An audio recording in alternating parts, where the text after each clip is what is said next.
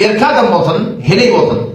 Şol gabat yerin gıllarını ayırmaklıkta anırtı kırkın olmalı. İkilen sonra bu gece emmanın gılını almaklık. Yani bütün bedenin gılını ayırmaklık erki adama zenana ayyaşının ayıbı var. Dikkat edin Müslüman oğlum. Emmanın gılını zenana cemaat.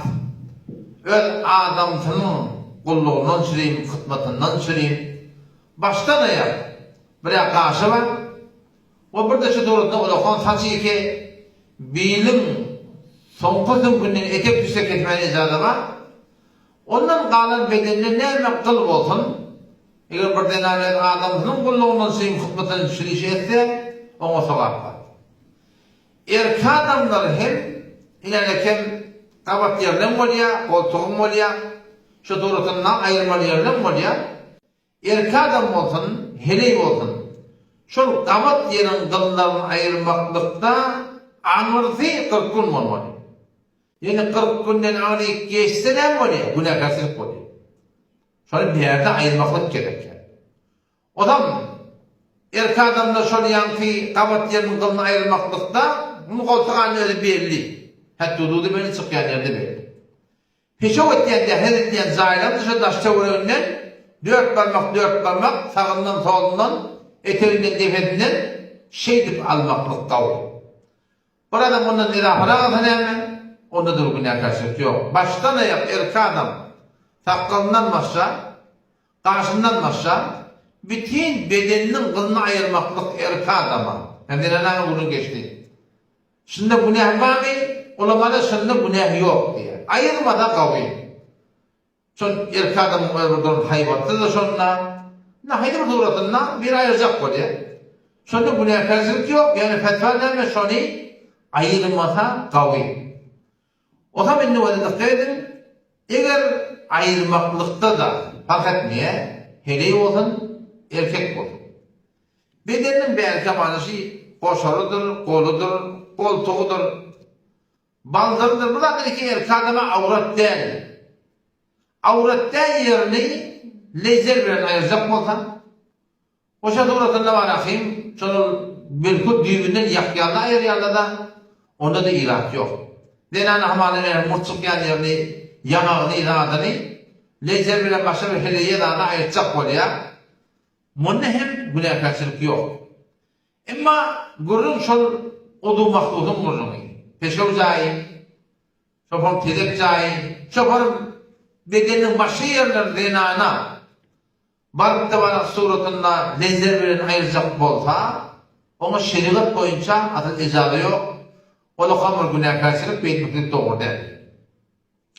Erki adam olsun fark etmeye şol kabat yerlerini zenana olsun hiçbir suratında lezer veren ödeyip bile ödeyip. Bundan müşkül yok. Bunun lezerin türede. Gurun şol, peşev cahil, dehlet cahil, terek cahil, şonu başka bir adama koyuk etmeklik suratından ben hemen emmanın edafa kılına yapacaktı bir kati günahkarsılık akıl doğru der. Yine bir noktasını aklına edecektim.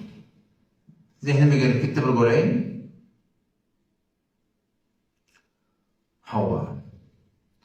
Yardım uçlarından dışıda oldu. Onun için daydan, aytıklardan şu da hava. O da, dikkat Müslüman oğlum. Şık koltuktan, peşev caydan, kılçık yiyen kıldan, ken adam da adam. Can tağlığına tehdiri var ki. Alım sınayı ki. Ama sen yedim bu lezer bir anı sıkmalı ne etsin? Düyüktür şevlen marahim, bolmalı ne etsin? İhtimali ken, şu taydan adamdan ne mi biliyor musun? Zirer gelsin diye. Ondan sonra da Huday Teala şöyle verenler rahi olur. Adamların öyle bir tenemmuk değil ya da hiçbir şey bir form olmaklıktan adamlar ilgileniyor.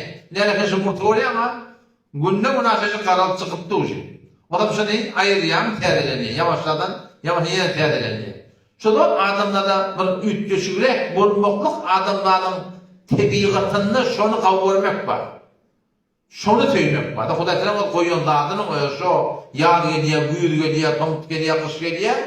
Hatta cennete de inşallah biz varamızda cennette bir form değil ya da zor avudallanıp duruyor, zor avudallanıp duruyor. La yebğuna anha hivala cennete giren adam uğruk kaydır giren. Ne bileyim? Şu zor tezelen tuğda. Ne lakam aideyle ve karavurunu değil. Bilmeyen falan cemlele gideydi gitti ama bari yükler bir sürü iş ederim. Bari şöyle bir un alıyam, iki un alıyam. Bollu yağda görürler. Uğraşacağım da yağda. Şu turda çok koyanın, şu Huday Teala'nın koymakla günde bunu aşağıdan ayırmaklık, 7 günde bunu ayırmaklık, her işini tercihlenmekliğinde sonra kendi Müslümanlık olun şuna insana yani bir huzur getiriyenler, insana bir terlik getiriyenler, insana bir safa getiriyenler. Suratı.